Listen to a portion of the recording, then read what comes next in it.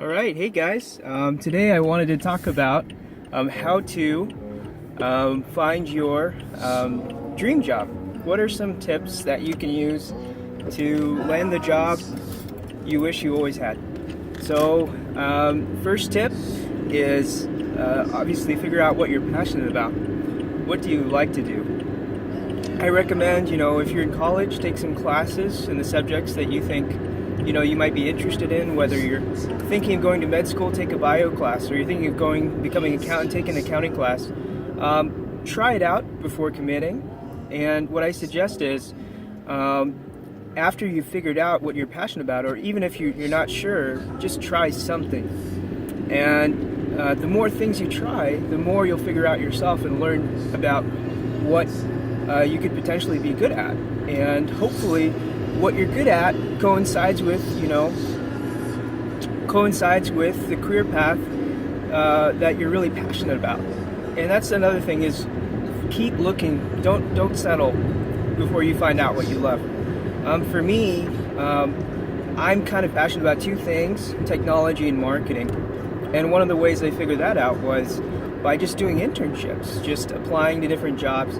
And I want to give you guys maybe a few solid tips for applying for jobs too.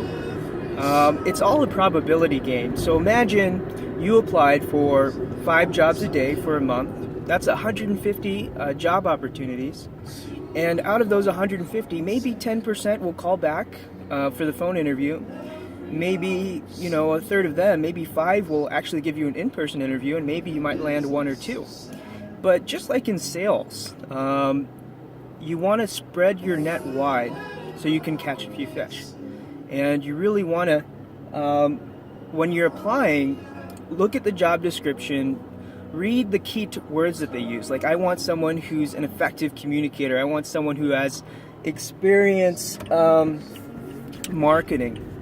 And then, based on the description, tailor your entire cover letter to mention those key words. So I'm an effective communicator because I did this presentation to 500 people and I got this communication award and I was part of this club. And what I really recommend is, even if you're not an engineer, most engineers do this, but create a portfolio of work you've done. So that when you walk in the interview, you don't just say, I'm an effective communicator, but you also say, look at this presentation that I did. Look at how high quality it is. So basically, demonstrate your worth. Don't just talk about it. And also think about what sets you apart. Why are you unique from other people? So those are a few tips. So another thing, and this is probably the last thing, if you want to land the interview, and this is tips for the interview, because a lot of people get nervous, a lot of people don't know, what to say.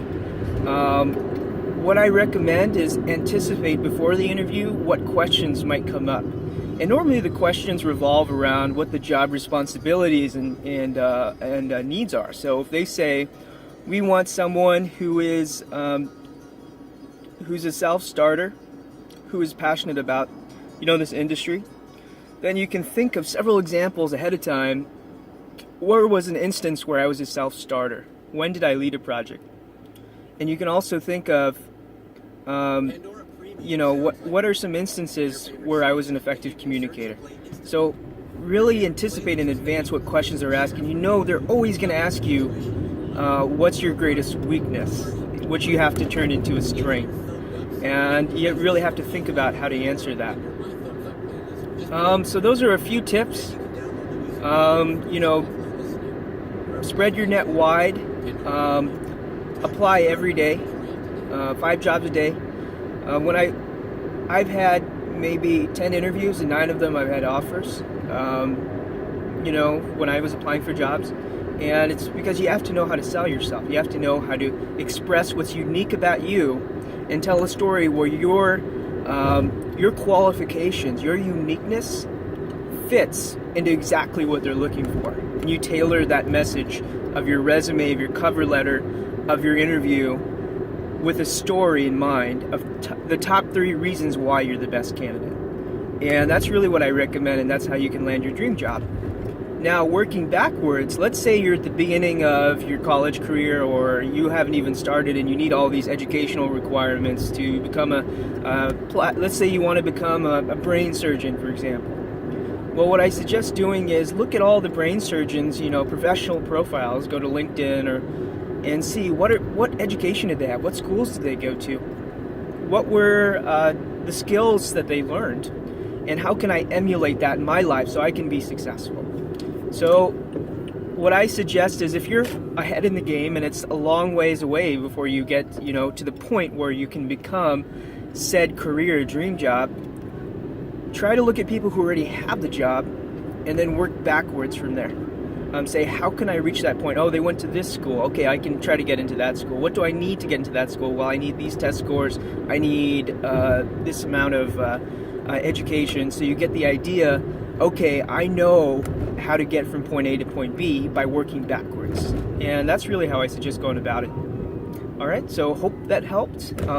It's Tuesday morning, and next time I'm hoping to cover how to make the most of your time, how to maximize your productivity, and also cover a little bit about the company that I started, Smartify Services, which is a digital marketing agency that basically specializes in SEO, mobile app development, website development, graphic design, and we've grown within the course of 2 months to a company worth about $120,000. So it's been quite a journey, and I hope to share more tips and tricks on how to make the most out of your day. Okay, bye.